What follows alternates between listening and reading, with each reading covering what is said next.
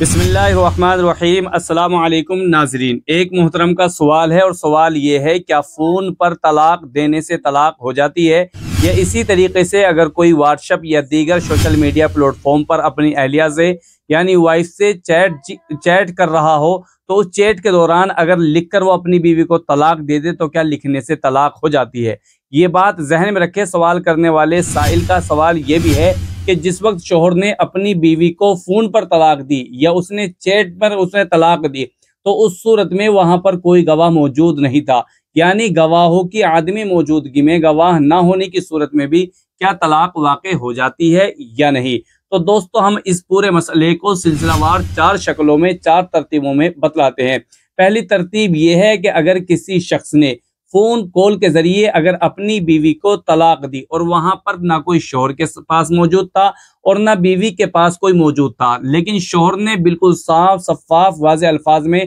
कहा कि मैंने तुझे तलाक दी, तो उस सूरत में तलाक वाक़ई हो जाती है, गवाह मौजूद हो या ना हो। दूसरी सूरत यह है कि व्हाट्सएप या दीगर किसी भी सोशल मीडिया प्लेटफॉर्म पर अगर शोहर ने चैट के जरिए अपनी बीवी को तलाक का मैसेज किया और बीवी ने तलाक का मैसेज पढ़ लिया तो उस सूरत में भी तलाक हो जाती है, लेकिन शर्त यह है कि इस मैसेज का शोहर की तरफ से मंसूब होना और उसका साबित होना साबित हो जाए। लेकिन अगर ये शोहर के पास जब मैसेज लाया जाए और शोहर कहे कि मेरा फोन वगैरह हैक हो गया था, मैंने तो इस तरह का कोई मैसेज नहीं किया, तो उस सूरत में जाहिर सी बात है कि फिर इस तलाक का वुकू शोहर की तरफ से ना होने की वजह से तलाक वाक़ई नहीं होगी। यानी अगर शोहर इकरार कर ले तो तलाक हो जाएगी कि हाँ मेरी ही तहरीर है, मैंने ही इसको क्या लिखा था। तीसरी शक्ल और सूरत यह है कि अगर शोहर ने किसी कागज वगैरह पर या किसी भी बोर्ड वगैरह पर अगर तलाक के अल्फाज लिखे और अपनी बीवी को इरसाल कर दिए तो उस सूरत में भी तलाक वाक़ई हो जाती है।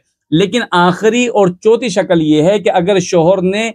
अल्फाजी तौर पर तलाक दी यानी अपनी जबान से अपनी बीवी को तलाक दी और इसी तरीके से या किसी कागज पर या किसी सोशल मीडिया प्लेटफॉर्म पर तलाक के अल्फाजों को उसने अदा किया यानी लिखा। लेकिन यहाँ पर मसला ये है कि अगर उसने अपनी बीवी को तक ये अल्फाज नहीं पहुंचाए तो उस सूरत में भी उलमा ये लिखते हैं और यूं फरमाते हैं फुक़हा इकराम कि अब भी तलाक वाक़ई हो जाएगी। यानी तलाक देने की शक्ल और सूरत में गवाहों का होना मौजूद होना जरूरी नहीं है। अलबत्ता तलाक का बीवी पर जब वक़ू होगा कि जब बीवी को इस तलाक के अल्फाज या तहरीर की इत्तला हो जाएगी, इसलिए कि इद्दत में बैठना उसका जब ही मुमकिन है जब उसको मालूम भी हो कि मेरे शोहर ने मुझे तलाक दे दी है। लेकिन जो हमने आखिरी और चौथी शक्ल बतलाई है उसके लिए ये जरूरी है कि शोहर इकरार करे कि हाँ मैंने जो तलाक अल्फाज बोले थे या मैंने तलाक के जो अल्फाज लिखे थे उससे मेरी नीयत तलाक देना ही था,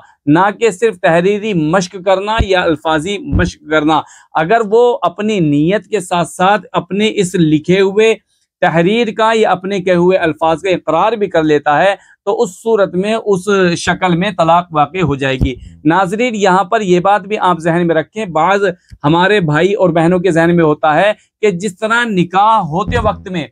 गवाहों का होना जरूरी है, बल्कि 2 गवाहों का होना जरूरी है, इसी तरीके से बाज़ हज़रात के जहन में यह भी गलतफहमी है कि जब शोहर बीवी को तलाक दे तो वहां पर भी गवाहों का होना जरूरी है। जबकि मैं आपको बतला दूं कि उसूल शरा यानी शरीयत में ऐसा कोई भी सबूत नहीं है कि जब शोहर तलाक के अल्फाज अदा करे तो किसी का मौजूद होना जरूरी है। यानी तलाक के वाक़ई होने के लिए गवाहों का होना जरूरी नहीं है, बल्कि शोहर के अदा किए हुए अल्फाजों का और उसकी नीयत का होना जरूरी है। हाँ, जब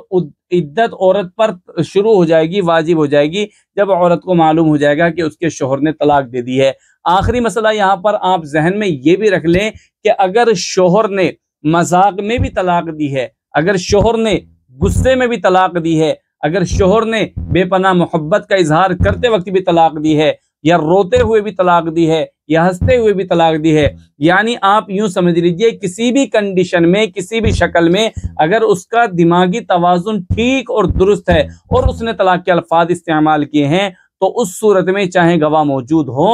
या गवाह मौजूद ना हो, बीवी हो या ना हो, तलाक वाक़ई हो जाएगी। लेकिन इस तलाक का वुकू और सबूत जब पुख्ता हो जाएगा, जब बीवी को इसके कहे हुए अल्फाज का इल्म हो जाएगा, उसी वक्त से औरत क्या हो जाएगी, तलाक याफ्ता हो जाएगी। एक आखिरी मसला और जहन में रख लीजिए, अगर कोई बीवी, आप कहने लगे भाई प्रोपेगेंडा कॉल के जरिए, अगर कोई बीवी अपने शोहर से ही पीछा छुटाना चाह रही हो और वो कहने लगे कि भी मेरे शोहर ने मुझे तलाक दे दी, या वो यूं कहने लगे कि मेरे शोहर ने मुझे चैट के जरिए से मुझे तलाक दे दी, तो उस सूरत में अदालत में या लोगों के सामने अब बीवी क्या सबूत पेश करेगी, शोहर की तरफ से कहे गए अल्फाज। लेकिन ये उस सूरत में है कि जब शोहर इनकार करे। अगर शोहर भी कहते हाँ मैंने तो तलाक दी है और बीवी कहे कि मेरे शोहर ने तलाक दी, फिर तो कोई मसला नहीं। मसला यहाँ पर अटक सकता है कि अगर कोई बीवी खामखा बिना बात के तलाक का इल्जाम शोहर पर लगाने लगे कि मेरे शोहर ने मुझे तलाक दी लेकिन अभी इनकार कर रहा है, तो उस सूरत में जब तक तलाक नहीं होगी, जब तक के बीवी इस बात का सबूत पेश